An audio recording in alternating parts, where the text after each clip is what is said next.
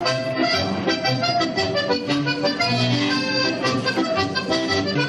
nous y sommes au salon de l'agriculture et je peux vous dire qu'ici, l'Alsace est chez elle. 600 mètres carrés sont dédiés à notre belle région et avec Marion Muff qui m'accompagne, nous avons décidé de vous présenter un petit peu une autre Alsace, de sortir un peu des produits classiques qu'on a l'habitude de voir ici, la choucroute, le vin, les bretzels, c'est bien. Mais il y a aussi beaucoup d'autres produits dans lesquels l'Alsace excelle et on a décidé de vous les faire découvrir. Suivez-moi. Alors vous connaissez bien sûr les foie gras du sud-ouest, mais est-ce que vous savez qu'en Alsace on fait également d'excellents foie gras? Et je suis justement sur le stand des foie gras du Ried avec Francis Claude qui est justement là très occupé et qui propose un pâté en croûte au foie gras de canard. Absolument, c'est un joli pâté en croûte qui est réalisé avec la collaboration de Thierry Mulot, notre célèbre pâtissier strasbourgeois. Donc on réalise ce pâté en croûte, c'est un peu un pâté des maréchal des Comtades qui est revisité. C'est-à-dire qu'on a un foie gras de canard alsacien au cœur, une jolie viande de porc marinée au Gewürztraminer et autour une croûte au beurre. Pas de saindoux, pas de margarine, du beurre, généreusement. Alors je vous propose d'y goûter. Allez-y ma chère. Allez, je me lance. C'est merveilleux.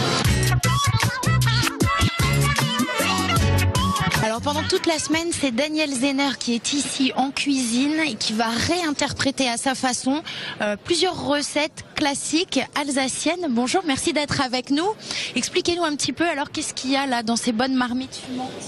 Alors mon rôle ici en fait pendant les 9 jours du salon, c'était de cuisiner les produits Alsace, aussi de qualité, sur le stand d'Alsace qualité, et montrer un peu aux visiteurs, aux gens qui viennent nous rendre visite, je leur montre les bons produits Alsace. Donc j'ai un peu un cahier des charges, il faut vraiment que je travaille ces produits Alsace en priorité. Donc là j'ai travaillé par exemple aujourd'hui les nouilles IGP Alsace, 7 œufs frais au kilo.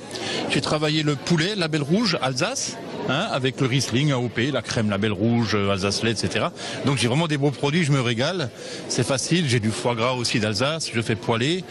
Aujourd'hui je fais une recette avec une choucroute cuite, légèrement cuite, un peu croquante. Dessus je mets un foie gras poêlé, un petit bout. Et j'ai fait ce qu'on appelle une gastrique, c'est-à-dire une réduction de vin de muscat avec du miel d'acacia et du vinaigre Melfort. Donc ça à peu près à même dose. Et j'ai fait réduire jusqu'à avoir une consistance sirupeuse. Ça je vais mettre sur le foie gras avec une petite pomme d'Alsace confite au miel et au beurre. Voilà, ça donne très très fin tout ça.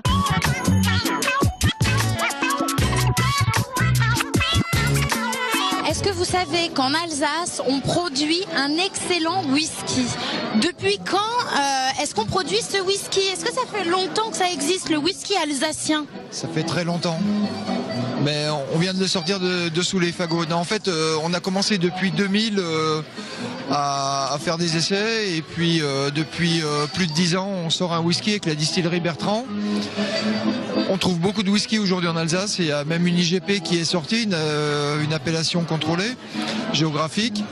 Et donc, depuis plus de 10 ans, en collaboration avec la distillerie Bertrand, on leur produit la base du whisky. Parce que pour faire du whisky, en fait, on va transformer le malt d'orge comme on le fait pour la bière. Sauf qu'on ne l'épicera pas avec du houblon.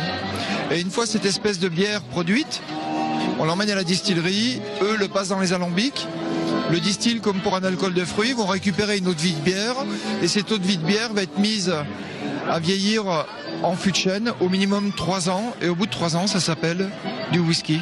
Bon, on va goûter ce whisky.